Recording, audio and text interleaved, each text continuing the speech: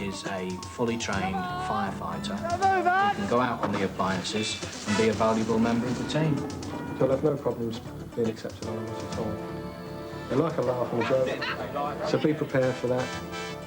So how do you feel? For incentives, register for a prospectus. Phone 041 414 1414, Scots or not.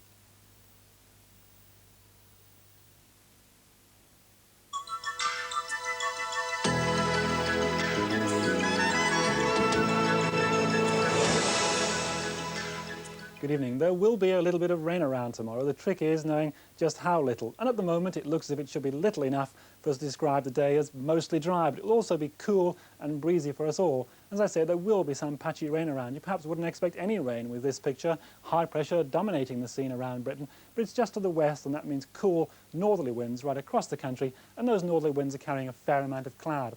So let's come back to tonight's picture in more detail then. A generally cloudy picture, I think, through the night. A thicker band of cloud edging in across the country, and patchy rain turning up here and there, mostly on the high ground. Temperatures not too low, but there could be a touch of ground frost if you're sheltered from those northerly winds. On to tomorrow then, there's a thicker band of cloud again, really down the middle of the country, I suppose you could say. And again, there'll be a lot of dry weather even beneath that cloud, even the odd glimpse of sun. But where the cloud's thickest, perhaps over the high ground of Wales and Scotland, there'll be some drizzly rain coming out of it too. On both sides of that, the chance of a bit more in the way of sunshine. The east coast seeing the odd shower turn up too. Down in the southwest, I think, of England and perhaps western parts of Northern Ireland, it's a bit brighter there, and that's where it'll be warmest, temperatures scraping up to around 14 or 15. But if you're out in those breezes, as today, it's going to feel really quite chilly, especially on the east coast. There's a sunset time, so tomorrow then, and here's a summary.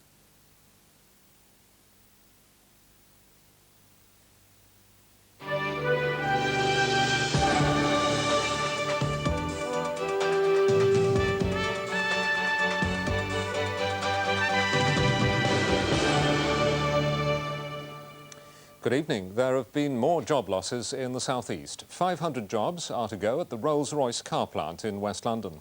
The company say there's been a slump in car sales because of the recession. The losses come on the eve of the latest employment figures, which are expected to show a big increase in the number of jobless. The jobs are to go at the Mulliner Park Ward factory in Acton, where the top-of-the-range Rolls-Royce Corniche is built. Rolls-Royce sales have halved this year. The company says it'll make big savings by moving most of the operation to its headquarters in Crewe. 500 jobs will be lost over the next 9 months. Only 100 staff will remain on the coach building side. How long have you worked for the company for? 35 years. It's a bit of a blow. Obviously, I'm devastated, but I think it was inevitable in the end. I doubt if I'll get another job because I'm over 50. It's the finest car that's produced in the world. And if people still want cars of this quality, this is the only place it can be built. Unions believe Rolls-Royce sales will pick up after the recession, and they've vowed to fight the closure. The Conservatives have won the balance of power on Brent Council, which previously had no overall control. It follows the defection of 2 Labour councillors. Pauline Nyaga and Nkechi Amalu-Johnson formed an independent group this evening. They voted with Tories at tonight's council meeting to elect a Conservative mayor who has the vital casting vote. The Conservatives now hold 31 seats, Labour 26, the Liberal Democrats 6 and the Independents 2. A man who underwent training to defend himself against street crime has been cleared of killing a mugger. Kenneth Carrera, who's 56, said his attacker, Michael Sargent, fell on his own knife during the attack on the Waterbury estate in Clapham. The prosecution claimed Mr. Carrera had killed deliberately because he had an almost obsessional hatred of muggers. Today, an Old Bailey jury cleared him of murder and manslaughter. Meanwhile, a father who killed a man with a single punch after he racially abused his son has walked free from court. Reading Crown Court was told that Huntley Hines from Whitley fractured Andrew Smith's skull after he made a racist comment to his child. He admitted manslaughter and assault. The court heard he didn't intend to seriously injure his victim, and he was sentenced to 18 months imprisonment, suspended for 2 years.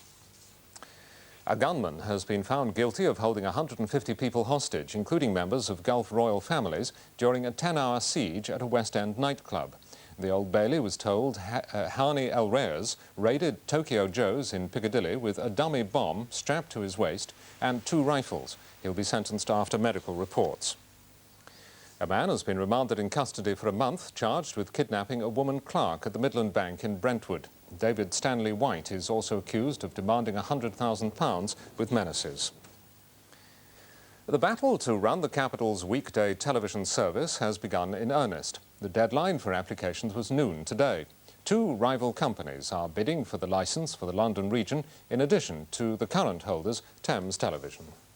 The London weekday franchise, held by Thames for the last 23 years, is the jewel in the crown, because it's the biggest both in size and advertising revenue.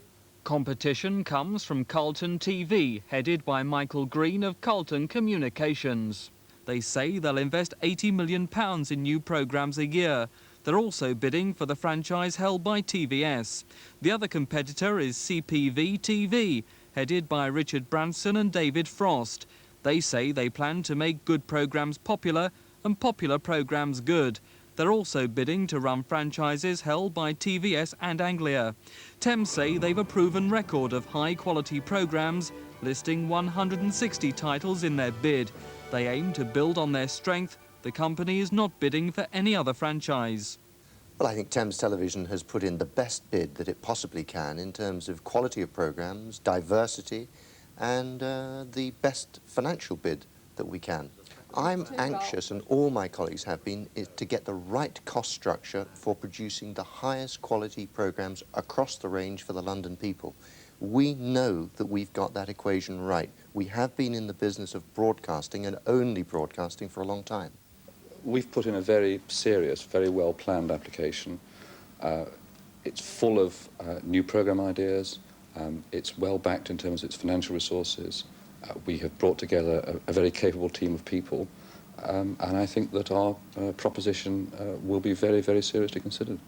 I think we've got a cracking good lineup in quality terms, but in the end it's that little envelope they open which says what we bid, and who knows, you know, I mean, there are a lot of people bidding, and, you know, Thames will be bidding and Carlton will be bidding, we'll be bidding, who knows has got the right figure. The Independent Television Commission are tonight starting the job of reading through the thousands of pages of applications from a total of 40 bidders.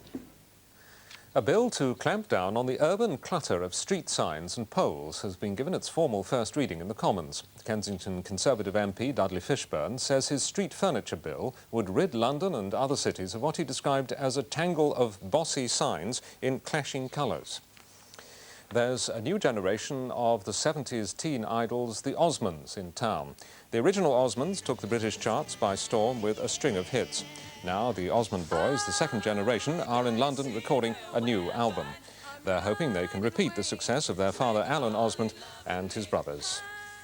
And the Thames weather. It'll be cloudy this evening with patchy rain. It'll feel quite cool with the temperature as low as 4 Celsius, 39 degrees Fahrenheit. Thursday will be dry, bright day in most places, but towards the east of London there'll be 1 or 2 showers. The high, 14 Celsius. And that's the Thames News on Wednesday, May the 15th. Good night.